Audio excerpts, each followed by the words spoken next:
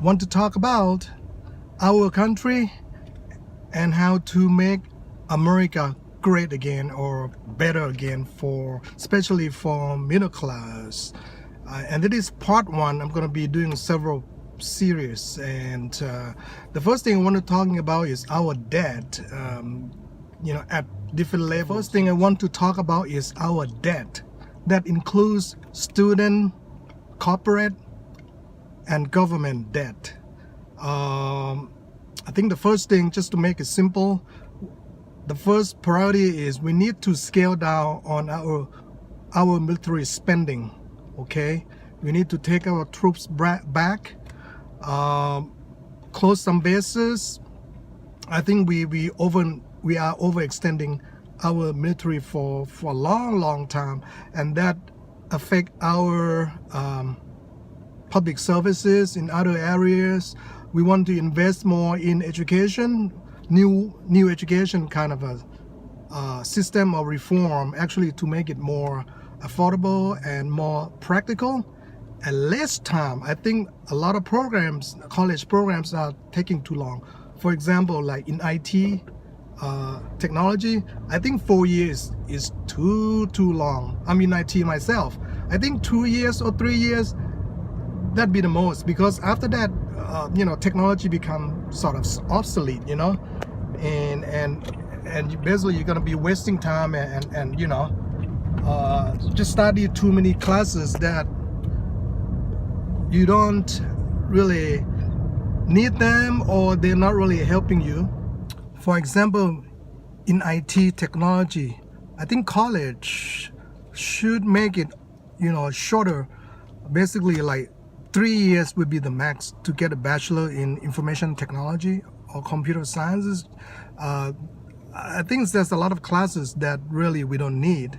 And then, because technology is changing so fast, and you only need to be specialized, at least at the beginning,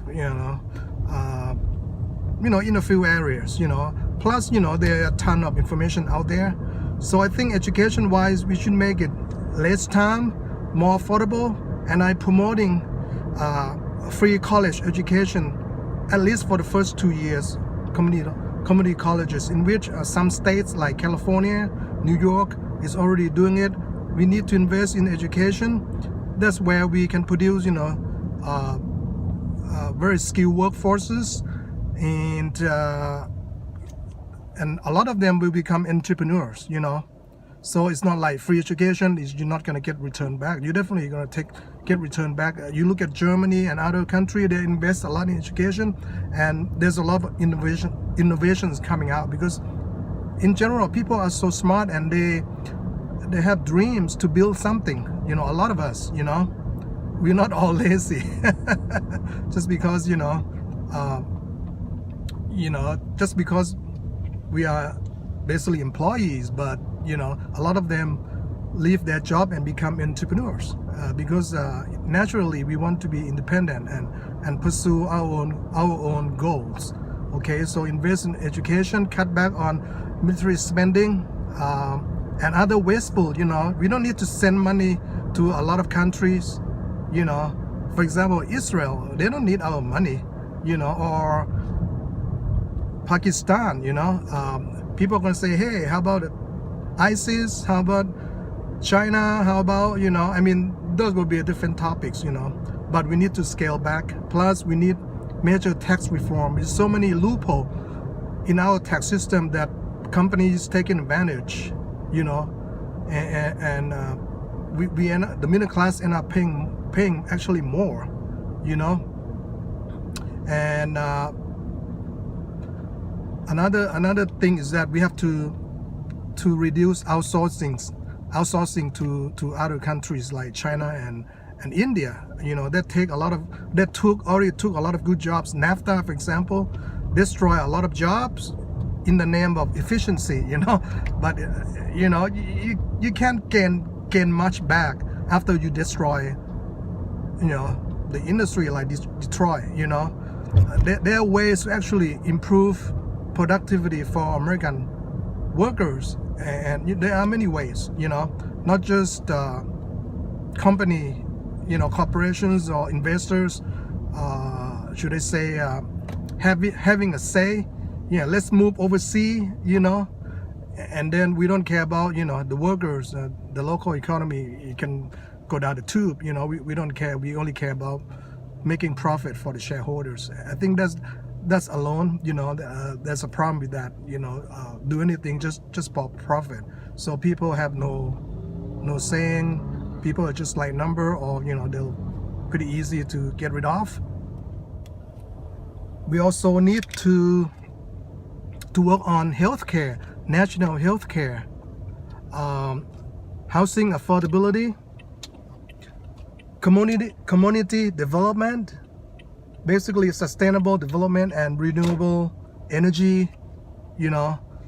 Those areas. There's also technology in Internet of Things, that we can put sensors in all over, everywhere pretty much, and then we need technicians or people that know how to run those, and also focusing on like installing solar, wind, whole bunch of stuff, and those will pay back, make us more independent of relying from foreign import for oil and things like that, and basically create a lot of problems, but we'll pocket oil company a lot of money, but we end up paying. If we're not paying enough, we're paying more tax on the gas, and all of that. It just create a lot of problem when we are still doing things that we used to do 100 years ago or 60 years ago. We need to switch to renewable energy, and I'm glad to see a lot of electric car, but we need to actually invest more in modern public transportation, like light rail, subway. Especially I'm in California, we don't have enough infrastructure.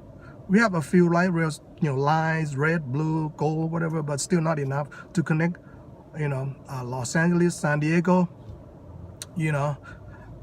and we have the high-speed rail we are building, still in progress, from Southern California to San Francisco, up north, right? And it looks like the cost is escalating, and that become a problem. I don't know how we're going to handle that.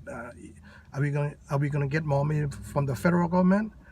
I mean, it's a good idea, but I think for me, I rather invest in the metro area first, make it very efficient, instead of doing this long high-speed distance. Maybe not the right time yet, but in the future maybe. So we need to think about this. So basically, cut spending, mainly military and wasteful spendings. We need to reduce the government regulations and reduce the size. We need to be hiring really competent people to run our ministers or offices or government offices. I think it's a lot of waste. We need to simplify management structure in our government. Too many red tape, too many levels of management, that I think we don't need that many management. A lot of management do is probably not much. They probably talk, do some meetings and stuff, but reality, the people that do the work, they do the most work, and they get a lot of pressure, all of that. But a lot of time, we probably need to thin out the management, for sure. That will save money and make it more efficient, and less politics, less bureaucrat, because people, management tend to abuse their power anyway. That's natural, because they're in the positions, and a lot of time they do a lot of politics. Day-to-day operation running by staff anyway, So that's my belief. They have to flat out management, and then promoting good people to come in and run it like I would say like a business, but more efficient,